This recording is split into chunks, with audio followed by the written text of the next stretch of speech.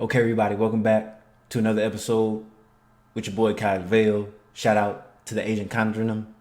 We're going to talk about super parents, parents that are deeply involved in their daughters' lives, and how to scout out the perfect mate for their princess daughter.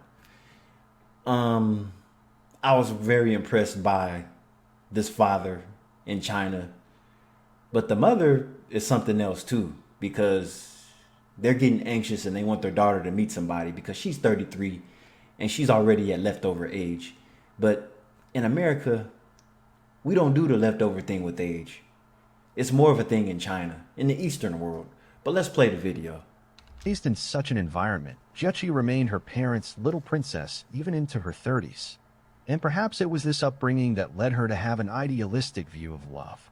Every night before bed, she'd imagine her own fairy tale romance, the charming prince on a white horse, someone perfect just for her. Oh, But God. now that Jechi is 33, even her parents are growing anxious. Her mother, in particular, has taken action, going so far as to bring Jechi's dating resume to matchmaking events herself, and making dozens of phone calls a day to follow up on leads. She once introduced Jechi to a man through an old classmate, a music teacher. But Jechi was immediately disappointed. He's only 170 centimeters tall, she said. I don't know if I've expressed this in past videos, but I can't really translate in my mind how much that is, how tall, because see, in America, we don't use the metric system. We're still using the old system, the inches and all that shit. We need to convert over to the metric system. But anyway, said. That alone was enough to disqualify him. After so many failed attempts, even her mother began to feel puzzled. Back in our day, she said, love was pure. If a boy liked a girl, he would chase her no matter what, never giving up. and see, that's an old ideology. It was like that here in the West too. I mentioned this in past videos that there were guys that met women in bars before ending up in a relationship. The guy chased after the girl for months, blowing up her inbox, calling her. She was constantly ignoring his communication and everything until 3 or 4 months later, she gave up and finally started initiating meetups and everything. I'm like, I don't know about that. That's a bad outlook because you got to remember that whole time she's dealing with other guys while you're chasing after her. The other guys that she's dealing with, they don't have to put effort in to get anything from her because if she likes them, she'll make time and open up. But men nowadays are different. The moment they sense you're not interested, they move on to the next. Jechi's mother often blamed the men for the failed connections, siding with Wow. her daughter. But her father took a different view. He believed the reason Jechi was still single was her unrealistic expectations.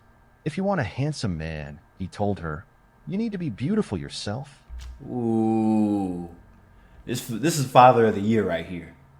This is game. See, this is the game that people need to hear. You don't it's like see people, especially guys, they try to use game to get women for free, and that's the wrong attitude. You use game for self-awareness.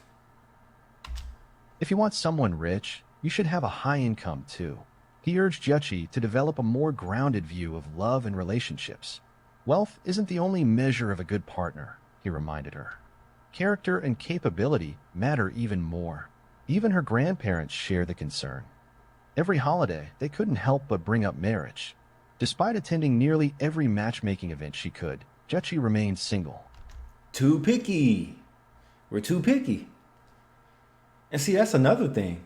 So not only when you come from families like this, your parents are supportive of you, but it's going to make you pickier as a person too to settle down because you feel like you deserve the world because you had all this protection and wonderful parents and you want to be well off too. Of course, everybody wants to be well off, but whoever you settle for, you want the same relationship your parents have because you thought that your parents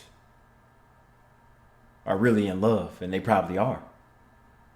But the question is, will your mate love you as much as your parents loved each other? More than likely these days, probably not. But She did have a few suitors, but every time a relationship seemed like it might move forward, her possessiveness would flare up. If I'm dating someone, she said, I have to check his phone. what? Hey. You guys, remember this was a thing? Okay, to the 35 and up club. Remember this was a thing back in 2005. Maybe even a little before that, but it was a thing to where the girl would just out of nowhere just go through your phone. I'm talking about the flip phone days. I'm not talking about this shit. Because now we have more security on our devices, and I can't remember the last time I looked through somebody's phone. It's been a long time. It has to be coming up on at least 20 years since the last time I physically went through a girl's phone. I mean, really, that's just a waste of time, especially now. It's like you're just showing that you're insecure. I mean, she might be doing something, but, or far as her case, he might be doing something, but I mean, can you stomach what you're about to see? Switch phones with your girlfriend or spouse for one day. Y'all breaking up. Somebody sleeping on the couch. Or maybe yet even in the garage. Maybe in the doghouse with the dog. To her, looking at a partner's phone was the most straightforward way to understand him. But her friends disagreed, warning her that such behavior might destroy trust and lead to conflict. Eventually, Juchi moved out of her parents' home in Beijing's Wangjing district to live on her own. Oh. She kept searching for her ideal partner. But before she could find someone, her grandmother passed away. Uh-oh. Her grandfather, heartbroken, also fell gravely ill. And just like that, life shifted. After her story aired on television, Juchi faced a wave of online criticism for her high standards in dating. 今天又有人问我为什么30多岁了还不赶紧找对象结婚？因为我 Now, who the hell is gonna eat out with this girl? This shit is embarrassing. I could tell by how she put that spoon in her mouth that she did that on purpose to leave the residue while she's smacking all in the camera. 想要彩礼。 People keep asking me, why are you still single in your 30s? Why haven't you just settled down and gotten married? Well, here's the truth. I do want a bride price, and not a small one. I want 300,000 yuan. But no one's willing to give me that. They say I'm too old, that they're afraid I won't be able to have children after marriage. They also say I'm poor. Wow. And they're not wrong. I've been working for years, yet I barely saved anything for myself. I'm lazy, too. If I'm at home and not absolutely desperate, I'll avoid even going to the bathroom. Wow. So, who wants to marry this girl? I mean, I didn't mean to put my hand up, but I mean, looks wise, she's okay. But this girl is lazy. I think this girl used to live in America because she's talking just like an American female. So that tells me that this girl doesn't clean up around the house or nothing. Probably leaves hair in the sink, leave dishes in the sink, don't clean out the bathtub, don't wash her sheets. Just nasty. And a lot of y'all still wipe this up. Disgusting. Unless I'm so hungry my eyes are seeing stars, I won't bother getting up to cook. I hate going out. I don't want to socialize. I don't want to put on makeup. I don't want to share my life with anyone. And Netflix and chill at best. I don't know if they have Netflix in China, but Netflix and chill at best. This is quickie material. to be honest, I can't even bring myself to feel sympathy for others sometimes. All right, you guys, thanks for watching. And happy Easter. This is all being recorded on Easter. Easter Sunday. We have things to do. And I'll catch you on the next video. Peace.